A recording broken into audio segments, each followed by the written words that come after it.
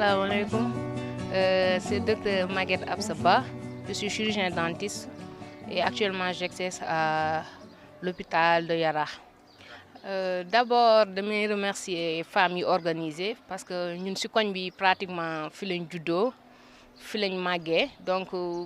tay fierté la ñu woñu pour ñu participer si liggéey bu melni.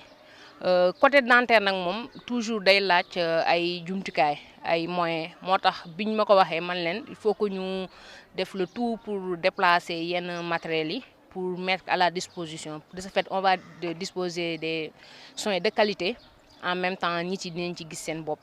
parce que fajum bëñ mo mel non day laaj matériel bu bari té fajum bëñ dafa cher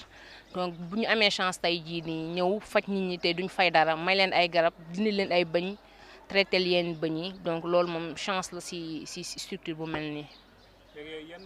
matériel ngeen déployer indi ko. Waaw bon déplacer na ñaari bus d'abord ben bus bo xamné ni c'est l'association des femmes chirurgiens dentistes ñom ñoko mom bus bobu amna ben fauteuil dentaire plus compresseur et tout ça donc mën nañ fa def tous les soins nécessaires pour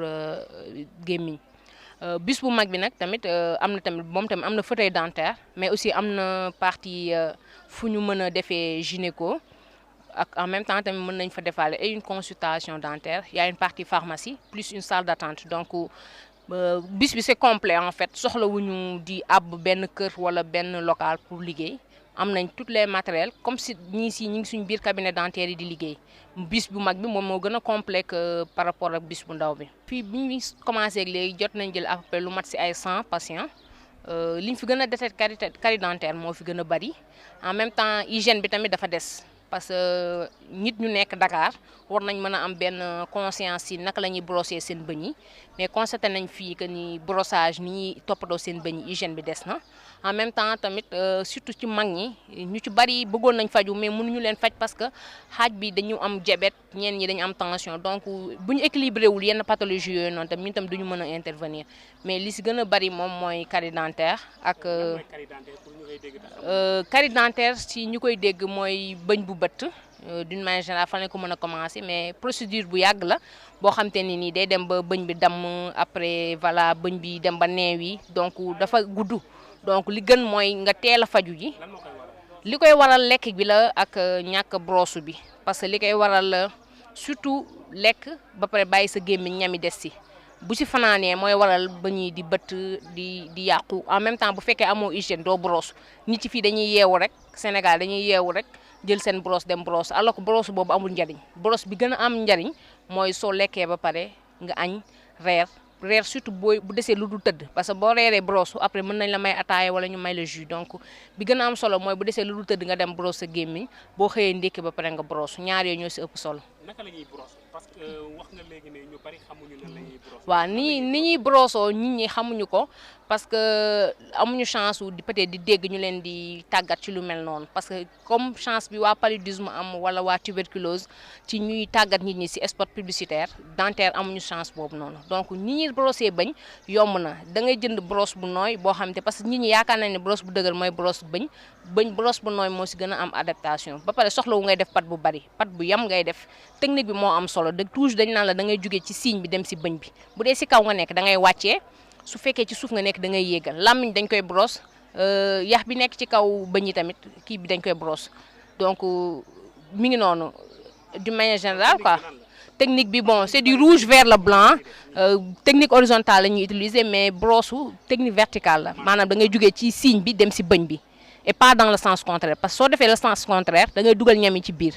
mais booy brosse da ngay jógee ci signe bi di dem ci bëñ bi bu dee ci kaw nga nekk da ngay wàcc bu dee ci suuf nga nekk da ngay yéegal soo paree nga brosse làmmiñ bi voilà donc aussi nga jël sa temps quoi bañ a yàkkamti nga jël benn 1 à 2 minutes nga brosse sa bëñ yi ba mu set. Léegi nan ngeen gisee initiative bi. Waaw initiative bi lu rafet la parce que ñi ngi door a def côté dentaire donc ñaan nañ yàlla mu gën a nekk ay édition ak ay édition en même temps comme li ma wax rek jumtukaay yu am solo yu su mel ni bis bii nii suñ ko mënee di am chaque année moom c'est l'idéal ba pare jéem a wut subvention côté pâte dentifrice yi ne sa fait koo faj budil ko bëñ mën ko may pat ak brosse mu brosse dina am njariñ daal ci kii bi gox bi ñu nekk nii. Ban message ngay lancer patient yi d'une manière générale. waaw d'une manière générale moom dama leen wax ni nit di xëyee di toppatoo boppam di sangu di sol yëre xeeñ parfum gémmiñam waru ko fàtte parce que fii ñu bari dañuy fàtte hygiène bi ko dante di nga gis nit ku sañsee solu correct mais bu ŋaangee benn instant da nga koy xaw a xeeb parce que da ngay fekk gémmiñ gi daanaka yàqu na donc li may lancé mooy que nit ñi ñu gën a sawar yitteel fajum bëñ parce que bëñ yamul ci nit ki mais mën na la jural ay problème ba ci cœur bi mën na la jëlal ay problème te ñi mel ni ku si diabète ak yu tension yu mel noonu am na ay mandarga yoo xam ne mi ngi ci bëñ yi donc ñooñu ñëpp war nañ bàyyi xel ci toppatoo seen bëñ yi d'une manière générale.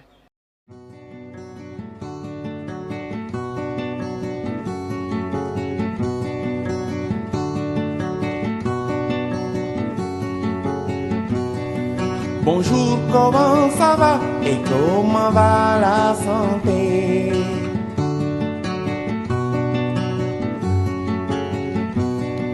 Bonjour, comment ça va et comment va la santé?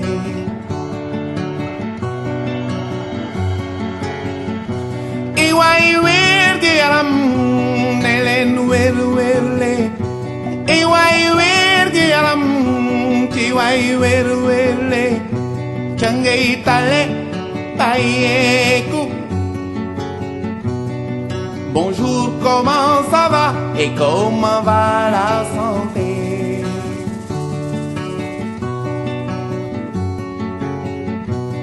Suma tante ji nekk kaw ga tante ji nekk kaw ga tétanos daaneel ko daa gaañu woon nak ileer jël suuf taf ca góom ga. Mieux vaut prévenir qu'essayer de guérir. Bonjour, comment ça va et comment va la santé?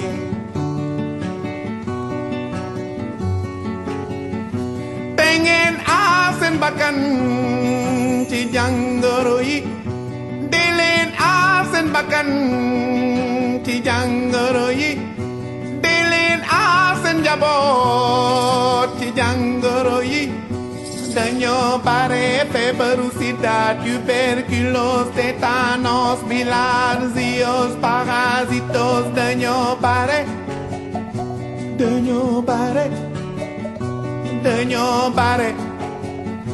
Mieux vaut prévenir qu'essayer de guérir. Bonjour, comment ça va et comment va la santé?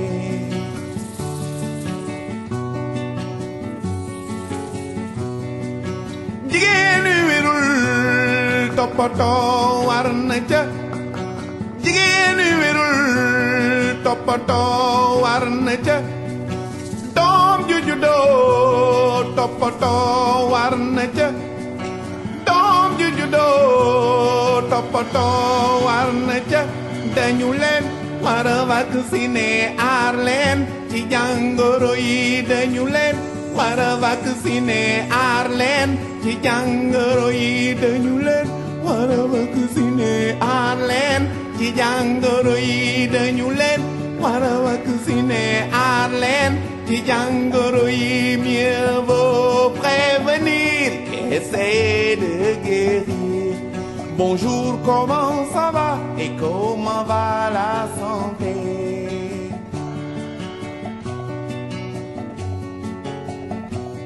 Nanga def maa ngi fi rek et comment va la santé?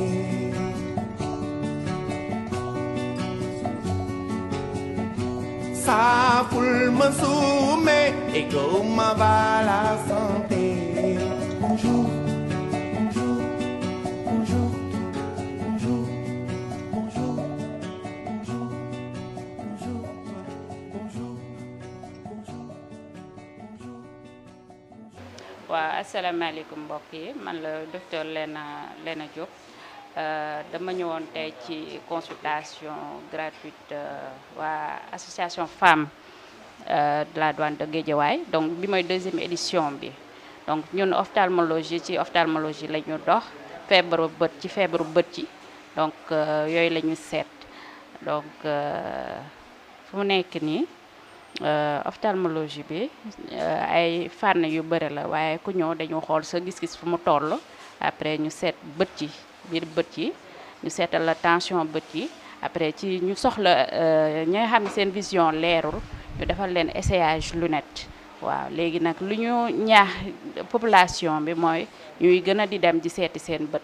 parce que bët mën nay di gis te xamoo ni benn bët bi gisatul ndax ñaari bët yi dañuy dimbalante il faut nga taf benn bët pour soog a xam ne benn bët bi gisul donc feebar yëpp ñi ngi fi feebaru glaucome yi ñi ngi fi feebaru mooy tension bët feebaru cataracte yaa ngi fi ak feebaru myopie yi comme lu sénégalais yi di wax comme pour xale yi surtout ñoom yenn yi dinañ toog classe du ñu gis wala dinañ gis fekk benn bët bi gisul am nañ problème myopie donc lunette nekk na loo xam ne mooy faj gis-gis ci xale te dañ ko war a teel a sol par rapport ak population bi lu ñu foog lunette xale war na ko teel a sol parce que gis-gis xale da ko war a jàng dafay jàng gis donc lunette il faut que nit yi comme population bi lu ñuy xalaat lunette moom xale yi dañ ko war a gën a teel a sol donc dee leen yóbbu xale yi ñuy seeti seen gis-gis loolu lu baax la surtout ñi nga xam ni soog a dugg école waaw léegi problème mu mag yi moom cataracte la tension bët xale yi tamit am nañ problème allergie mooy bët yu café yi loolu moom bëri na ci Sénégal wala ay der yuy nekk ci bët yi di xonkal bët yi yooyu tamit ay traitement la ay suivi la donc fii am na ay centre ophtalmo yu fi nekk tamit donc ñun tey dépistage la ñu gën a def lu ci topp nag mooy nit ñi di dellu di dem ci médecin yi di suivre seen bët yi xale yi bët yi dañ leen di sonal il faut ñuy dem di leen seet ñuy ñaax nit ñi rek yaay yi ñuy dem di yóbbu seen doom yi ñuy teel a seeti seen bët yi même su fekkee ni ñoom jooytuwuñu ko parce que xale mooy nit koo xam ne du gaaw a jàmbat xale su gisee tuuti rek mi ngi dem du jàmbat mais yow yaay seetlu sa doom même su fekkee ni sax mi ngi pour yow mi ngi gis su amee 6 ans 7 ans war a dugg école yóbbu ko une fois par année ci kii seet bët mu seeta ko bët yi loolu moom lu important la surtout ci xale bu war a jàng parce que da ngay gis yenn xale yi seen jàng day yàqu fekk ne gisuñu lu ñu gis loolu mooy seen problème alors que waroon nañ teel sol lu ne seen jàng benn yàqu loolu am benn solo waaw léegi lunette yi moom seeratul seet bi yomb na lunette yi seeratul donc ni ñuy ñaax yaay yi ñuy yóbbu seen doom yi ñu dem seet seen bët yi loolu daal leen leen ñaax. par exemple fii nii ay nit ñu seega seetlu si ñoom yenn ci maladie yi bët yi nan ngeen def ak ñoom. waaw am na yoo xam ne comme li ñu wax dañ leen di defar ordonnance su fekkee ne ay yenn feebar yi la am na ñoo xam ne mu ne leen defar ordonnance ñu seet leen ñu jënd seen tuufaay commencé ko mais li ngay seetlu ci feebaru bët mooy tout le temps il faut que mu am suivi donc lu ñu wax lii consultation gratuite la ak dépistage dinañ ci gis feebar yu bëre donc ñun premier traitement am yoo xam premier traitement lañ lay jox après li des il faut nga dem ci ophtalmologue ci centre ci hôpitaux yi ñu la gën a jege nga def suivi parce que bët moom appareil la comme beneen appareil il faut mu am suivi nga am sa médecin ophtalmologue mu lay suivre noonu la ñu def tey waaw am na ñoo xam ne problème lunette la bindal nañ leen lunette waaw. léegi initiative bi nan ngeen ko gisee. waaw initiative bu baax a baax la man nee naa la bi mooy sama 2e édition donc biñ ma waxaatee ma ñëw pour assurer 2e édition vraiment kontaante laa ci parce que yii day tax population yi xam ni seen santé am na ñoo xam ne ñi ngi fi nekk mën nañ leen faj am na ñu nekk ci population bi ñu fi nekk médecin yaa ngi fi ñiy faj bët ñi ngi fi mën nañ leen faj donc su fekkee ne dañ leen gën a jege dinañ xam ni ñoom am na ñu leen war a mën a faj dinañ mën a déplacer wu rapidement.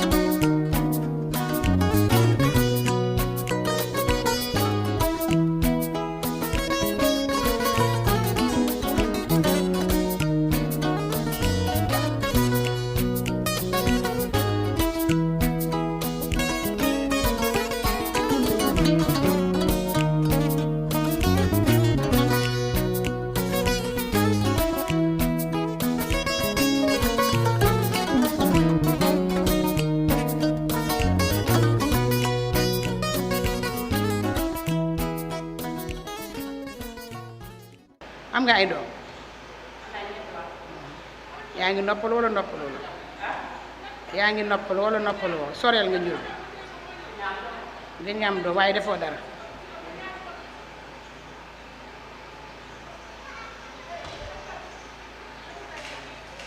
am na boo xam ne yéen ñaar yéen a koy bokk am boo xam ne da nga koy def sa kanam am boo xam ne da nga koy def sa gannaaw am boo xam ne da nga koy raxasoo dégg te na la bindal kii bi pour rajo bi dégg nga def rajo ween bi dégg dafa am donj bi ci nekk soo ko saytoo léegi mën nga ci yàlla mën nga ci def yu dégg parce que defagul fenn dégg waaw kii da nga koy jënd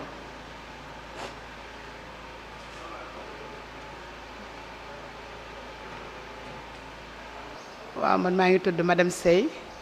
Ndiolé Ndiaye nekk sage-femme polyclinique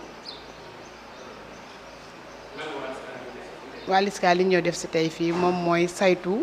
cancer buntu butitu njurukaay ak bu ween pour le moment nag comme ñoom dañ koy def chaque année macha allah yu ci bëri wàññeeku na fi ne gisaguñu benn jàngoro lu dul rek ay infection rek la ñu gisagul pour le moment ak ay ci ween yi quelque rek defe naa ñun benn la ñu amagul bi ñu commencé ci suba ba léegi ci jàngoro ween boo xam ne day door a wane boppam rek mais soreegul.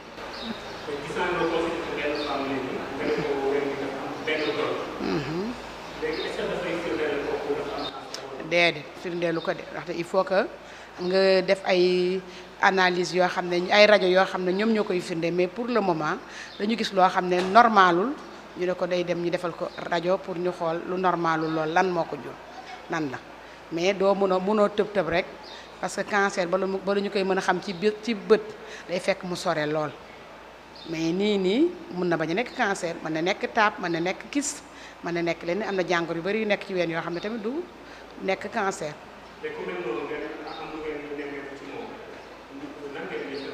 ah dañ koy encadrer dañ koy jàppale dañ koy accompagner parce que loolu moo waral tey lii ñu ñëw ku ñëw ñu xam ne yow loolu am nga loo àndal dañ lay accompagner parce que LISCA loolu la fi nekkee am na volet social am na ay médecin am na ay sage-femme am na psychologue lépp a ngi ci biir daal bu ñëwee kooku dañ koy accompagner pour le moment analyse lay def bu ko defee ba pare indi ko ci ñun bu joo dellu see fekkente ne amul problème ñu conseillé ko at bu jot mu def ko su amee problème aussi ñu won ko yoon wi muy jaar ba nga xam bu muy tegu ba nga xam ne macha allah yàlla dina ci def yiw li may conseillé jigéen ñi daal moom mooy ñuy saytu seen yaram parce que ñaari cancer la ñu am yoo xam ne yu ñu mën a faj mooy buntu njurukaay ak ween su teelee kon jigéen bu nekk war na au moins at bu jot mu xool boppam comme LISCA mi ngi fi di maye nga xam ne léegi kenn waxatul ne dafa cher wala dafa dara octobre rose ngi ñëw jigéen boo xam ne rek bëgg nga faju te amoo sax di nga faju ndax dañuy presque gratuité moo am ci yëpp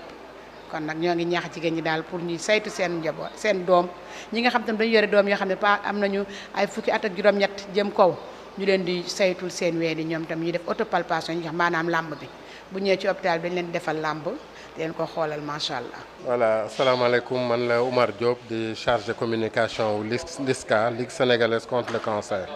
tey dañu ñëwoon fii ci Cité Douane ci cadre benn partenariat bu ñu am ak association femmes Cité Douane yi di fi def benn dépistage du cancer du col ak cancer du sein dépistage nag bu ñu koy def du ñu yem simplement ci consultation yi dinañ ci boole sensibilisation ndax sensibilisation dafa am solo ndax dina tax jigéen ñi mën cee xam loo xam ne xamuñu ko woon surtout ci cancer bi te cancer bi boo xamee rek dina la mën a jariñ donc li ñuy waxtaane tey ci ak jigéenu Cité Douane mooy surtout canceru sein ak canceru buntu njurukaay ñu koy wax canceru col canceru sein liñ ci jot a wax mooy fexe femmes yi di def seen mammographie ci buñ ci tollee à partir de 40 ans ñuy def tous les 2 ans ñuy def seen mammographie cancer col aussi ñuy fexe di def seen dépistage soit frottis ou bien ñu def dem ci consultation yu mel ni nga xam ne dañuy def dépistage par le système IVL comme ça ñu mën leen teel a gis ndax li tax mu am solo mooy dépistage mooy cancer bu fekkee teel nañ ko gis dañ koy faj mu wér mais bu fekkee yéex nañ ko gis mën nañoo faj dinañ jéem mais en général la chance de guérison yi du bari trop te yenn saa yi nag jigéen ñi liñ ci xaw a jaaxal tuuti rek mooy dañuy yéex a jóg bi nag ñàkk xam la mais buñ leen xamalee rek ñu teel a jóg teel a fagaru teel a jóg ci seen bopp pour canceru ween ak canceru buntu njurukaay nga xam ne ñoom ñooy cancer yi nga xam ne ñoo gën a bari ci cancer yi ñoo ëpp li ñuy faagaagal doomu aadama looloo tax ñu def focus ci ñaari cancer yooyu yëpp mais ñu LISCA dañuy waxtaan ci cancer yëpp tey waxtaan nañoo ak ñoom ci conduite yi nga xam ne moom la jigéen war di tenir pour cancer moytu ko ñu wax leen ni leen canceru ween jigéen bu am 40 ans jëm kaw war ngay def sa mammographie tous les 2 ans war ngay def autopalpation aussi waxtaan nañ ak ñoom wan nañ leen aussi autopalpation li nga xam ne moom lañ koy defee pour yow ci sa bopp nga jëm a seetal sa bopp sa ween balaa ngay dem sax ci docteur wan nañ leen ko canceru buntu njurukaay bi aussi wax nañ leen matuwaay yi ñu war a jël waxtaan nañ ci vaccin bi mais waxtaan nañ tam ci dépistage te yaakaar gis nañ ni daal jigéen ñi saa bu ñu waxtaan ak ñoom rek dinañ am intérêt dinañ gis intérêt bu baax ci liñ leen wax ba nga xam ni bi ñu ko waxee sous la bâche rek ñu ci bari dañuy daw inscrire lu ñëwoon ci dépistage bi mais ñëw nañu donc vraiment ñu ngi remercier aussi association femmes Cité Douane yi ndax xeex bii rek la ñëpp mën a jàpp pour cancer bi dellu fi ginnaaw defe naa comme ni ñu ko waxee rek fépp lay méttee mais bu ñëpp dóorandoo rek bu ñu jàppandoo dóorandoo rek cancer bi na fi dellu ginnaaw yaakaar naa ne wax nañu essentiel bi ci li ñu bëggoon wax fii ci Cité Douane merci beaucoup.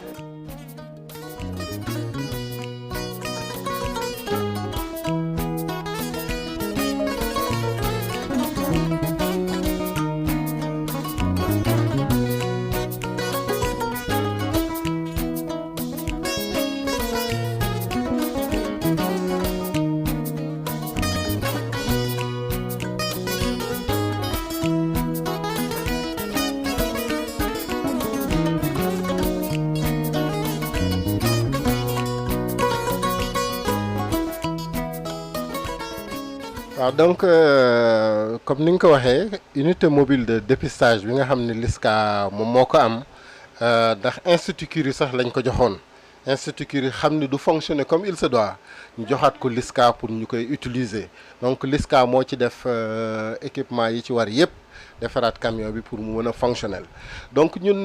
li muy permettre mooy dañ koy doter d'un appareil de cryothérapie appareil bi d'ailleurs mi ngi nii sama kanam ndax tout à l'heure bi may expliquer ci femme yi maa ngi wax ni bu ñu la consulter ba pare si cancer du col de l'utérus détecter ay cellules précancéreuses lii daf ñuy permettre ñu bañ la jox rendez-vous suba wala ginnaaw suba hôpital dañ lay indi ci camion bi defal la traitement bi directement sur place traitement bi par cryothérapie la soo gisee pistolet bi dañu koy dugal ci buntu njurukaay bi bu ñu defee spéculum bi ba pare bës benn bouton rek mu congelé suñu bësee bouton mu congelé ñu bàyyi quelques minutes 3 4 5 minutes bësaat bouton mu décongelé waat bu ko defee traitement bi terminé na du loo xam ne dafay yàgg du loo xam ne dafay metti du loo xam ni aussi dafa am benn risque bu muy def ci buntu njurukaayu soxna si donc loolu daal moom mooy njariñu camion de dépistage bi ensuite mën na nekk autonome parce que tey boo demee foo xam ni amul électricité tu mets juste ton groupe électrogène nga fonctionner donc ñun loolu la ñuy permettre am nañu sax ambition am camion mammographie ba nga xam ni dinañ mën a aussi di def mammographie sur place mais tey camion bi ñuy toog daal am na ñaari salle de consultation am na benn salle d'attente benn salle bi mën na consulter beneen salle bi mën na def traitement bi et traitement bi aussi professeur Mamadou Diop wala docteur Fatma Guenoune ou docteur Dembélé ñoom ñooy ñëw ci camion bi pour def traitement femmes yi nga xam ni détecté nañu ay cellules précancéreuses parce que sànq sama expliqué naa ko cellule précancéreuse du loo xam ni dafay judd ci buntu njurukaay rek def cancer léegi déedéet jigéen bi bu jànkoon teeg góor bu lëkkaloo ak góor wala mu flirte sax mën na laale ak virus bi bu laalee ak virus boobu mooy dem di def ay coppeeku ci buntu njurukaay bi ba nekk ay cellules précancéreuses mën na nekk fa pendant 10 ba 15 ans soo ko di dem cancer. Donc ci diggante 10 ans yooyu wala 15 ans yooyu avant que muy nekk cancer bu taxaw boo fi demee consultation bu ñu détecté loolu rek traitement bi mën nañ la ko defal ci loo xam ne ay actuellement ni bu dee ñun ci consultation yi doo fay dara, mais boo demee aussi ci yenn district sanitaire yi sax am nañ équipement bi léegi grâce à la LISCA je le dis ba nga xam ne traitement bi du cher. Donc loolu daal moom mooy njariñu unité mobile de dépistage bi nga xam ne moom la LISCA yore di ko yóbbu partout au Sénégal. Tey ñu indi ko woon Cité Douane pour faire bénéficier de la population de ce dépistage là ak du traitement sur place.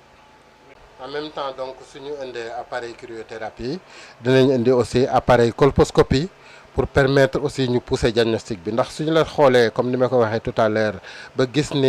nañu ay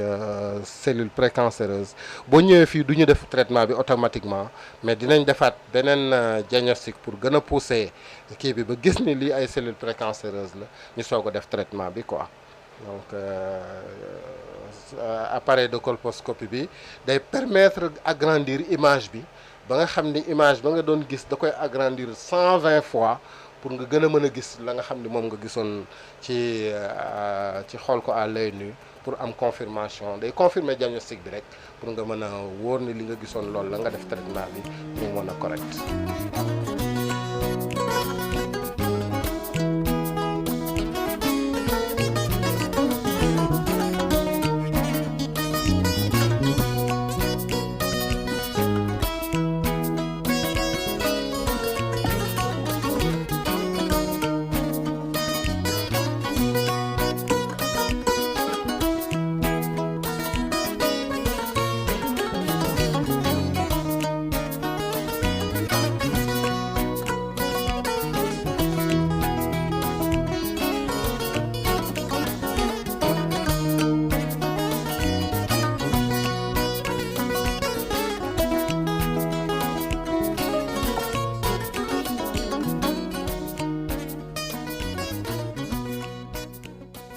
waaw a'uuzu billahi mina sheytaani rajim